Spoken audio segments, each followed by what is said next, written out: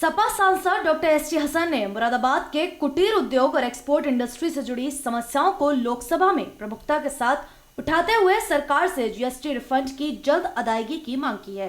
संसद के वर्तमान सत्र में इन समस्याओं को जोर शोर से और तार्किक ढंग से उठाते हुए सांसद डॉक्टर एसटी हसन ने बताया कि मुरादाबाद के निर्यातकों का 300 करोड़ रुपया जीएसटी में फंसा हुआ है। रॉ मटेरियल के रेट 40% तक बढ़ गए हैं। भट्टियां चलाकर पेट पालने वाले कारीगरों को प्रदूषण नियंत्रण बोर्ड के अधिकारी और एनजीटी परेशान कर रहा है। उन्होंने मांग की कि सरकार पूरे मुरादाबाद शहर को औद्योगिक क्षेत्र घोषित करे और निर्यातकों पर 10% से अधिक इनकम टैक्स न लगाए। जिस समय सांसद डॉक्टर एसटी हसन ने लोकसभा में ये समस्याएं बयान की, लोकसभा अध्यक्ष की कुर्सी पर वरिष्ठ भाजपा सांसद मीनाक्षी लेखी पीठासीन थी। लीजिए प्रस्तुत है लोकसभा की कार्यवाही का उक्त भाग। Shri ST Hasan ji. Thank you ma'am. मैं आपका ध्यान मुरादाबाद के एक्सपोर्ट और कॉटेज इंडस्ट्री तरफ दिलाना चाहता हूं। मैडम, मुरादाबाद शहर तमाम दुनिया में ब्रास सिटी के नाम से जाना जाता है। शायद ही कोई ऐसा देश हो और ऐसा घर हो जहां पे मुरादाबाद के बने हुए डेकोरेटिव आइटम्स ना रखे गए हों। ये एक्सपोर्ट हमारे मुरादाबाद से तकरीबन 9,500 करोड़ का हुआ करता था, लेकिन पिछले 5 साल में ये कम होते होते 5,500 करोड़ पे आ गया। मैडम, सबसे बड़ी समस्या जो हमारे सामने आ रही है वो जीएसटी की आ रही है।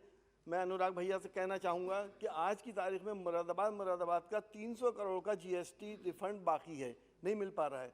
जो 1-1, 2-2 करोड़ के एक्सपोर्टर्स हैं वो कैसे अपना काम चलाएंगे? बैंक के लोन उनके बढ़े जा रहे हैं, वो आगे नहीं बढ़ सकते। एक स्कीम फोकस हुआ करती थी, वो आपने ख़त्म कर दी और एक दूसरी स्कीम उसकी जगह आई है, लेकिन उस स्कीम में इंसेंटिव रेट अभी तक तय नहीं हुए। मेरी आपसे रिक्वेस्ट है कि कम से कम उस स्कीम में 10% इंसेंटिव रेट तय कर दिए जाएँ। मैं जानता हूँ कि हमारी बहुत सी मजबूरियाँ हैं, लिमिटेशंस हैं, WTO का मसला है, लेकिन हम चीन, वियतनाम और कंबोडिया से कैसे कम्पीट करें? चीन ने हमारा मार्केट कैप्चर कर लिया है। मैडम, आज रॉ मटेरियल के रेट लॉकडाउन के बाद 40% तक बढ़ गए हैं।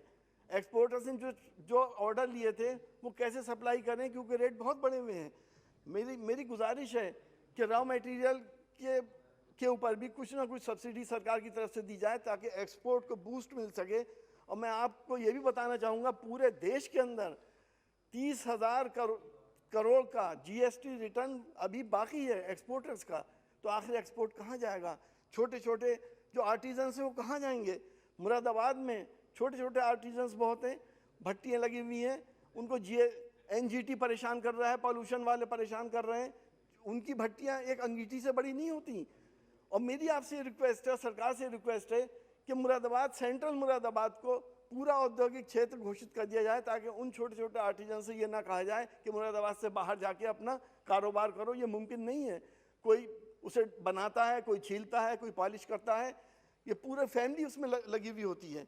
मैडम, हम अपने स्तर से वो कर सकते हैं, हम रेल के किराए में कमी कर सकते हैं ताकि एक्सपोर्टर्स को बूस्ट मिल सके, हम इंसेंटिव दे सकते हैं, हम इनकम टैक्स में कमी कर सकते हैं एक्सपोर्टर्स की। और मेरी ये रिक्वेस्ट है कि एक्सपोर्टर्स पे एक फ्लैट इनकम टैक्स हो, 10% से ज़्यादा जो नहीं होना चाहिए। आर्टिजन्स की भट्टियों को पीएनजी गैस सप्लाई की जाए। मैं शुक्रगुजार हूँ हमारे पेट्रोलियम मंत्री जी का कि उन्होंने मुरादाबाद के अंदर पीएनजी गैस का सप्लाई दे रहे हैं, लेकिन पीएनजी गैस उन भट्टियों को सब्सिडाइज रेट पे मिले तो उनके प्रोडक्शन कॉस्ट कम होगी और एक्सपोर्ट बूस्ट होगा। मेरी आपसे यही दरख्वास्त है कि मुरादाबाद के आर्टिजन्स को, मुरादाबाद का हैंडीक्राफ्ट को बचाने के लिए ज़्यादा से ज़्यादा इंसेंटिव्स दिए जाएं और उनकी मदद की जाए। Thank you so much.